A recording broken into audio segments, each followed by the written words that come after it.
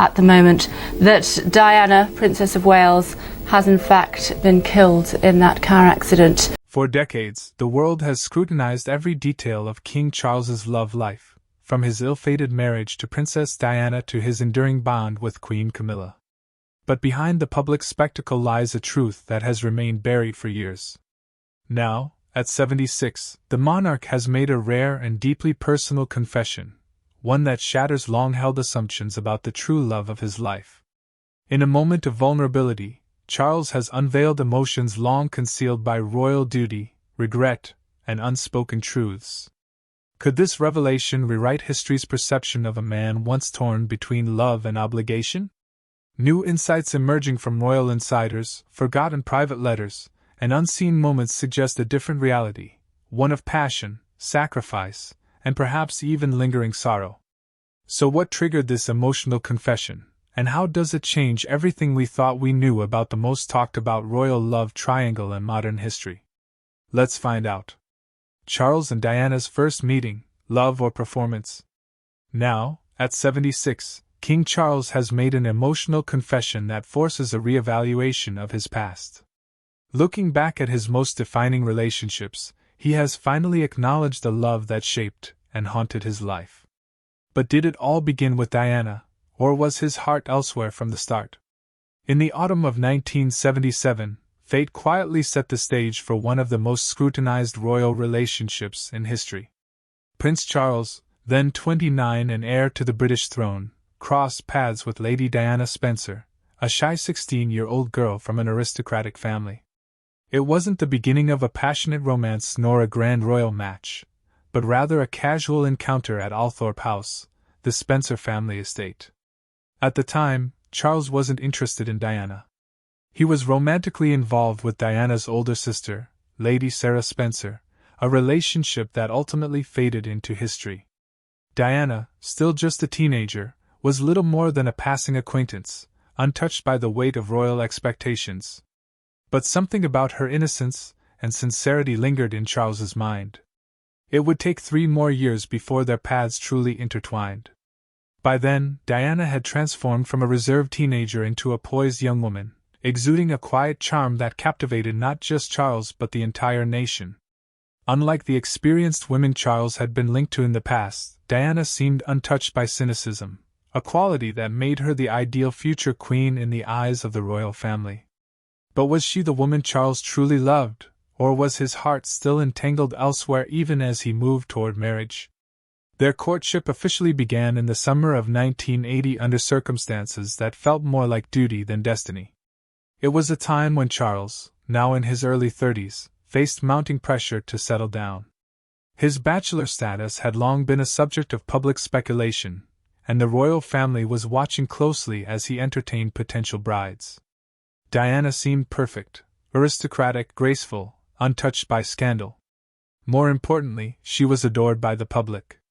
And yet, for a brief moment, their relationship carried glimpses of warmth. Charles, typically reserved, found himself drawn to Diana's ability to connect with people, a trait he himself struggled with. One of the earliest displays of affection came during a polo match when Charles placed a reassuring hand on Diana's back as they navigated the growing crowds. It was subtle, almost imperceptible, but it was a glimpse into a dynamic that the world would later dissect endlessly. But was it love, or was it performance? Behind the carefully curated public moments, tensions were already forming. Charles was a man deeply entrenched in duty, shaped by a lifetime of royal expectations. Diana, on the other hand, was a young woman still discovering herself, unaware of the storm she was stepping into. There were private glances, hushed conversations, and moments of tenderness, but was it love, or was it the weight of royal expectation pulling them together? They were two people caught in the tides of royal expectation, and history would prove that love alone would not be enough to hold them together. Now, decades later, Charles's emotional confession at 76 sheds new light on those early years. Did he ever truly love Diana in the way the world believed he did? The world wanted him to, or was his heart always yearning for another even as he moved toward the altar? The world once believed in their fairy tale, but Charles's revelation now raises a painful question: was Diana ever really the love of his life? true love, or carefully crafted illusion. By the summer of 1980, the relationship between Prince Charles and Lady Diana Spencer had evolved from polite acquaintance to something more defined, at least in the eyes of the public. The British press had already begun speculating about the possibility of a royal match. But behind the grandeur of royal tradition, the reality was far more complex. Charles, now in his 30s, was under increasing pressure to marry. The British royal family, steeped in tradition, expected him to find a bride who embodied dignity, grace, and unquestionable loyalty to the monarchy. Diana, at 19, seemed to fit that mold perfectly. She was aristocratic, well-mannered, and most importantly, adored by the public. Unlike Charles's string of previous scandalous relationships with older, more experienced women, Diana was seen as the ideal match. The young woman, with her shy demeanor and genuine warmth, captured the hearts of a nation, and in her, they envisioned the perfect future queen. Unlike the others, Diana was perceived as someone who could embrace the role of future queen without controversy. Their courtship was brief but highly publicized.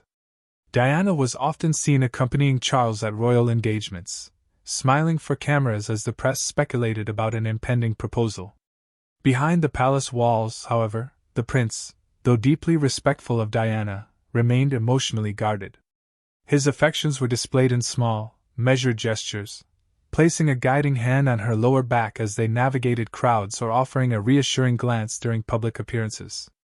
Diana, by contrast, was open with her emotions, expressing genuine admiration for the man she believed she was falling in love with. These were fleeting moments, but they were enough to convince the world that a love story was indeed unfolding. But was Charles truly falling in love with her in return? By February 1981, the engagement was announced. The moment was orchestrated for maximum public impact, with Diana appearing in an iconic royal blue dress and smiling radiantly beside Charles as cameras flashed and reporters pressed for details. The couple presented a united front. But then came the moment that shattered the illusion. When a reporter asked if they were in love, Diana responded enthusiastically, "Of course." Charles's reply, "Whatever in love means," was a statement that would haunt him for the rest of his life. At the time, some dismissed it as an awkward moment, but in hindsight, it revealed something far deeper, an emotional detachment that foreshadowed the struggles ahead. Now, at 76, Charles's emotional confession forces reflection on this critical juncture. The engagement had been presented as the start of a perfect union, but was it truly built on love, or was it simply the fulfillment of royal duty? Did Charles ever believe Diana was his one true love, or was he already longing for someone else? Diana had openly expressed her admiration for Charles, yet his affections for her remained measured and seemingly withdrawn, as though shaped by the weight of expectation rather than deep emotional connection. Despite the emotional distance between them, there were moments of tenderness. Charles, though often reserved, displayed a fondness for Diana in private settings. He would sometimes place his hand on hers during quiet conversations or send handwritten notes expressing admiration for her growing confidence in the public eye, a gesture that suggested at least some level of admiration. But even these small gestures felt overshadowed by an undeniable truth: Charles's heart had always belonged elsewhere. As history unfolded, the engagement that once symbolized hope would instead become the beginning of a far more complicated journey. Now, decades later, Charles's reflections bring new depth to those early days, decisions, and the painful truth about the love he could never fully claim, shedding light on a relationship that was never as simple as the world once believed. Royal wedding, the perfect illusion. At 76, King Charles's emotional confession sheds new light on what was once celebrated as the wedding of the century. Was it ever truly a love story, or was it a carefully orchestrated spectacle masking deeper truths? On July 29, 1981, the world stood still as Prince Charles and Lady Diana Spencer exchanged vows in what was hailed as the wedding of the century. With over 750 million people watching across 74 countries, the ceremony was not just a personal union but a moment of historical significance. St. Paul's Cathedral, chosen over the more traditional Westminster Abbey for its larger capacity, bore witness to an event that seemed to transcend the confines of monarchy. The grand procession, the endless sea of well-wishers, and the spectacle of royalty in its purest and best form. A global event, one that promised a fairy tale. But even as Diana, embodying the fairy tale princess the world longed for, stepped out of the carriage in her stunning ivory silk taffeta gown with a 25-foot train, the cracks beneath the surface were already beginning to show. For the world, it was a moment of perfection. For Charles and Diana, it was something else entirely, an illusion of perfection, one that masked the complexities simmering beneath. The cheers from the crowd were deafening as she arrived at the cathedral, her eyes momentarily meeting Charles's as she walked toward him. It was a moment of undeniable grandeur, but what did he feel in that moment? Love or the weight of obligation, happiness or the silent pull of a love he could never truly claim? Charles stood at the altar, maintaining composure. His grim expression seemed to mirror the pressure he felt in that moment. The vows were exchanged, though not without an early sign of strain. First, Diana mistakenly reversed the order of Charles's names. It was an innocent slip, but one that fueled speculation, forcing many to wonder if the couple even truly knew each other or if this was a union of expectation rather than emotion. Meanwhile, Charles notably omitted the promise to obey his wife, a departure from royal tradition that some saw as progressive but others read as a quiet statement about power dynamics in their marriage. For the outside world, these were mere small, forgettable details, easily overlooked in the grandeur of the day. But for those attuned to the deeper intricacies and norms of royalty, these errors were loud and telling. The grand spectacle continued with the carriage ride back to Buckingham Palace, where another historic moment awaited. The new couple shared a balcony kiss that was hesitant and brief, yet enough to send the crowd into a frenzy, sealing the illusion of a fairy tale. Even then, Diana later admitted she felt a sense of loneliness creeping in. The pressures of royal life, the weight of expectation, the unspoken truths, and the growing emotional chasm between them loomed over the joy of the occasion. Now, as King Charles makes an emotional confession about the true love of his life decades later, it casts a different light on the grandeur of that day. Did Charles ever truly believe in the love the world had projected onto them? Or was he even then grappling with the reality of a decision made out of duty rather than desire, one where his heart already belonged elsewhere? At the time, few would have dared to question the fairy tale, but history would reveal that the wedding was not the beginning of a perfect union but rather the start of a journey fraught with challenges, regrets, and unspoken longing. Bound by parental burden, one of the greatest turning points of Charles's marriage was parenthood. Did becoming a father bring him and Diana closer, or did it only magnify the distance between them? The arrival of Prince William on June 21, 1982, marked a moment of immense joy for the royal couple. The birth of an heir, a direct successor to the throne, was a significant event for the monarchy. In the public eye, it was a picture-perfect moment, with Prince Charles and Princess Diana standing outside St. Mary's Hospital, beaming as they introduced their newborn son to the world. Diana, despite her exhaustion, radiated warmth, while Charles, the reserved, showed visible pride. There was an undeniable moment of affection as he placed his hand on Diana's back, a rare public gesture of tenderness. For a brief moment, it seemed as though their marriage had found a renewed sense of purpose. 2 years later, on September 15, 1984, Prince Harry was born. If William's birth had been a public spectacle of royal continuity, Harry's birth carried a more intimate, deeply personal weight for Diana.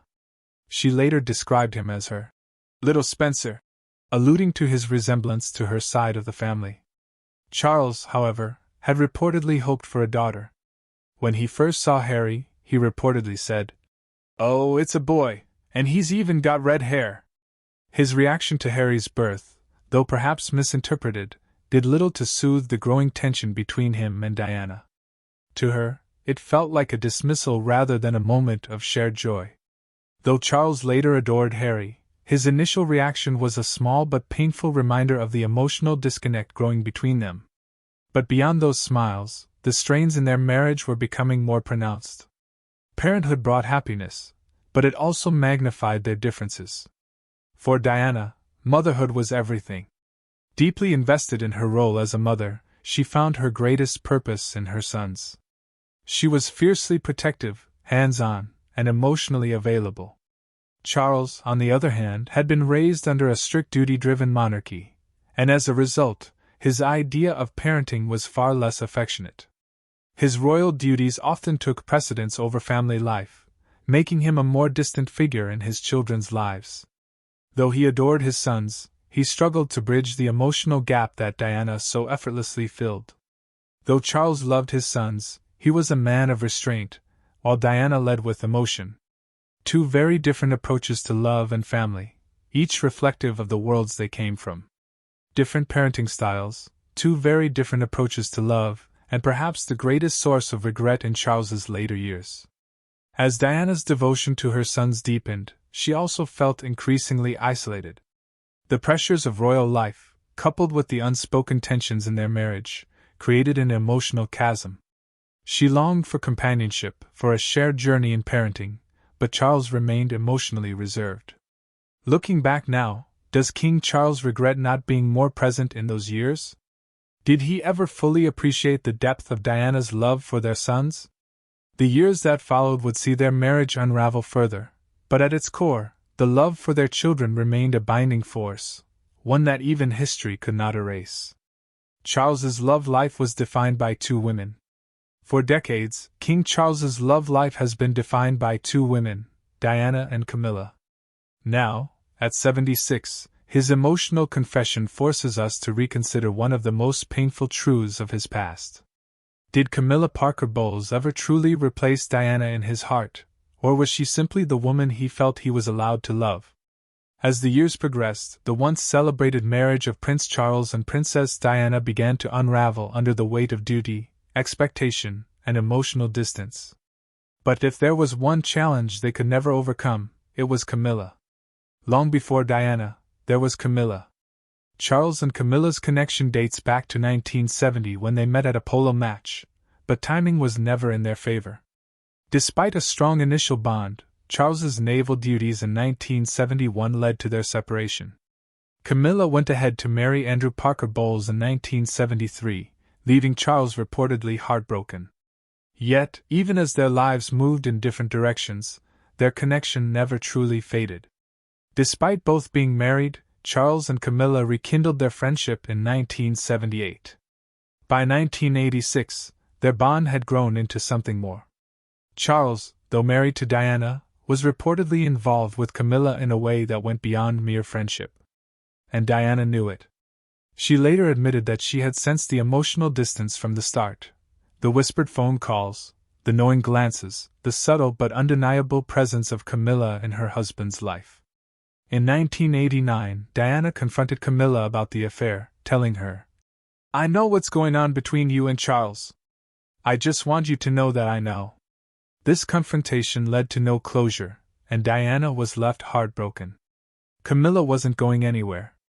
Neither was Charles's love for her. The strain on Charles and Diana's marriage grew, with Diana feeling immense pressure, loneliness, and unhappiness. The situation was further complicated by the constant media attention and the weight of royal expectations. The incompatibility between Charles and Diana, combined with Charles's unresolved feelings for Camilla, created a deep emotional distance. The entanglement with Camilla became an insurmountable challenge, and by the early 1990s, the marriage of Prince Charles and Princess Diana had reached an irreparable breaking point.